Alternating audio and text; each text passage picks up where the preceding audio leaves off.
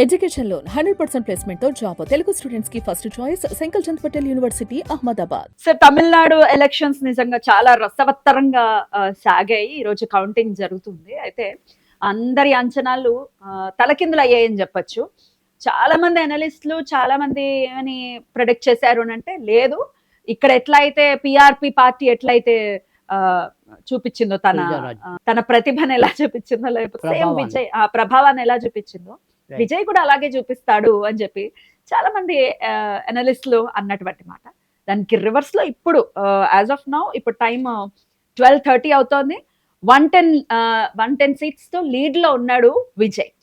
So ఇట్లా విజయం రావటం, ఫర్ ది ఫస్ట్ టైం ఆయన పోటీ చేయటం, విజయం రావటం అనేది, విజయ్కి విజయం రావటం అనేది ఎలా చూడొచ్చు, పరిపాలన ఎలా ఉంటుంది అనేది, అంటే గ్రహస్థితి రీత్యా ఎట్లా ఇంపాక్ట్ ఉంటుంది, ఇవన్నీ ఒక్కసారి మీ ద్వారా. తప్పకుండా. అయితే ఇక్కడ మనం గమనించాల్సింది ఏంటంటే, ఇప్పుడు మనకి తెలుగు రాష్ట్రాల్లో ఉండే ప్రజల నాడి అనేది ఒక రకంగా ఉంటుంది.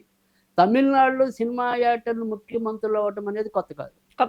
అంటే ఎన్టీ రామచంద్రన్ అవ్వచ్చు, జయలలిత, ఇప్పుడు ఇలా మన వీళ్ళందరూ కూడా ఎంతో కొంత సినిమా రంగం నుంచి అద్భుతంగా ఏలిన వాళ్ళే. కానీ ఇక్కడ మనకు వచ్చేప్పటికి ఏంటంటే, రాజకీయాలు వేరుగా సినిమాలు వేరుగా చూసే నాడి కొద్దిగా మంది ఉంది. అందుకని పవన్ కళ్యాణ్ అయినా మొదటి ట్రిప్పులో పెద్దగా ప్రభావం చూపింది ఏమీ లేదు ఇక్కడ. తర్వాత సరే చిరంజీవి అయినా అందుకు మినాయింపు అయితే కాదు. కేవలం రామారావు మాత్రమే అనుకున్నట్టుగా ముందుకు రాగలగటం అనేది జరిగింది. అండ్ ఆయన పోటీ చేసిన టైంలో ఎమర్జ్ అవ్వడానికి అక్కడ స్కోప్ ఉంది, చాలా వాక్యూమ్ ఉంది. సో అందుకని అక్కడ, కానీ తమిళనాడుకి వచ్చేప్పటికి ఏంటంటే వాళ్ళు దేంటైనా సరే కొద్దిగా వీరాభిమానం అనేది ఎక్కువ ఉంటుంది. కానీ ఇక్కడ మనం చూసినట్టయితే గనక చాలా రోజులుగా ఇప్పుడు మనకి ఈవెన్ నా వారపలాల దాంట్లో చూసినప్పటికీ కూడా వీడియోల్లో కర్కాటకానికి ఇప్పుడు మంచి టైం అంటున్నాం. అంటే లగ్నమైన రాశి ప్రస్తుతం మనం గోచార ఫలితాల్లో చెప్తున్నారు. సో ఆయన పునర్వసు 4వ పాదంగా మనకి ఆన్లైన్లో దొరుకుతున్న డేట్ ఆఫ్ బర్త్ వివరాలు బట్టి మనం మాట్లాడుకుంటాం. సో జూన్ 22 కదా. నేను మీకు ఒకసారి ఒక వీడియోలో చెప్పాను, హస్త సాముద్రికం కన్నా కూడా నేను ఎంతో కొంత సంఖ్యాశాస్త్రాన్ని నమ్ముతాను అని చెప్పి. ఇవాళ రిజల్ట్స్ వచ్చింది 4వ తారీఖు, ఆయన పుట్టింది 22. సో జూన్ 22 అంటే 4 కదా. సో తర్వాత మొత్తం టోటల్ డేట్ ఆఫ్ బర్త్ ని కనుక చూసినట్టయితే కనుక 3 అవుతుంది. సో అది గురుడికి సంఖ్య. సో 4 నా లెక్కలో వచ్చేప్పటికి కేతువు గురుడు అత్యంత మిత్రులు. అందుకని ఆయన ఎప్పుడైనా సరే రాజకీయం కాదు, ఏ రంగం ఎంచుకున్నా కూడా ఆయన విజయ బాట ఎగరవేసే అవకాశాలు అయితే చాలా ఎక్కువ ఉన్నాయి ఆయన జాతకానికి. తర్వాత రెండోది వచ్చేప్పటికి ఎంతో కొంత ఖచ్చితంగా, అంటే ఇక్కడ నెగ్గటం వేరు, నెగ్గాక వాళ్ళు నిరూపించుకోవటం వేరు.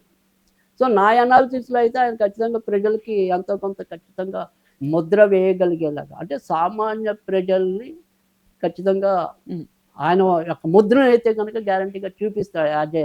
ఆ రిజల్ట్స్ అవ్వచ్చు, ఆయన పుట్టిన డేట్ ఆఫ్ బర్త్ జూన్ అనేది 6. సో అది నా లెక్కలో అయితే కుజుడు. రైట్. యాజ్ అన్ యాక్టర్ ఆయన మీరు అన్నట్టుగా మీరు చెప్పినవన్నీ ఆయన సక్సెస్ అనేది పొందేశారు యాజ్ అన్ యాక్టర్.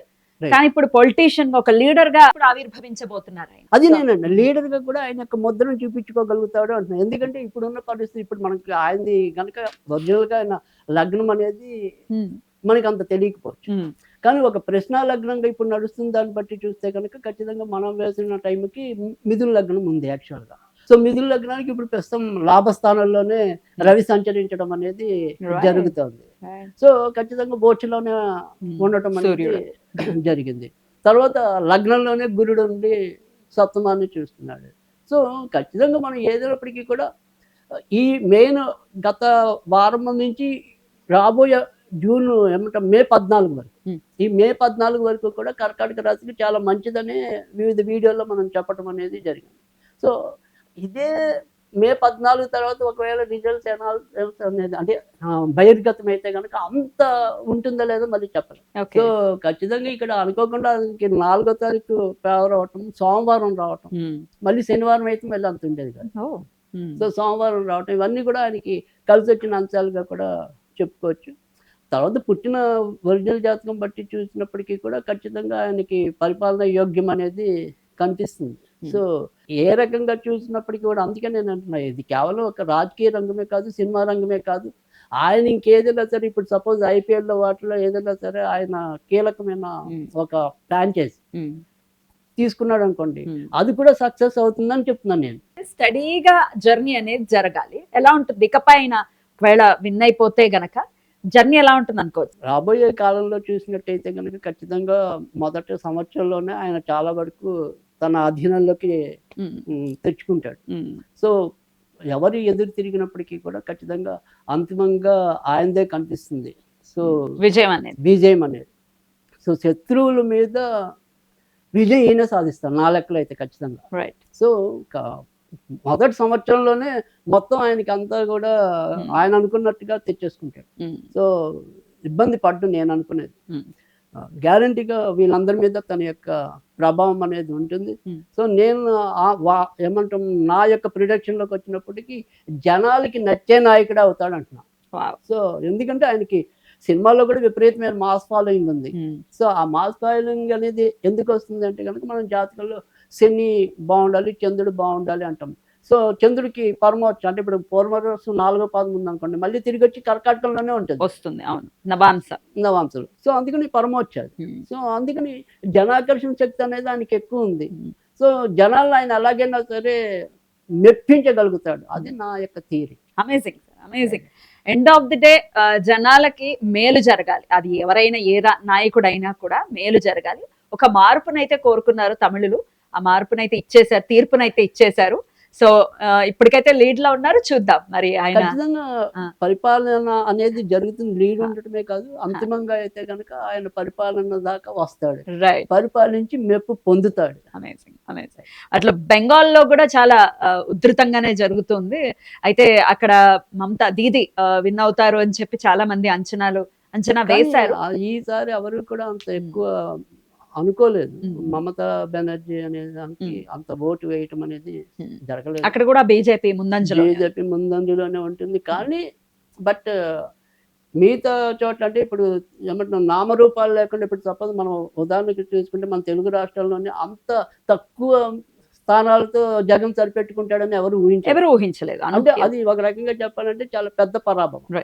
కానీ అంత పెద్ద పరాభవం అయితే కనుక గ్యారంటీగా మమతా బెనర్జీకి ఉండదు.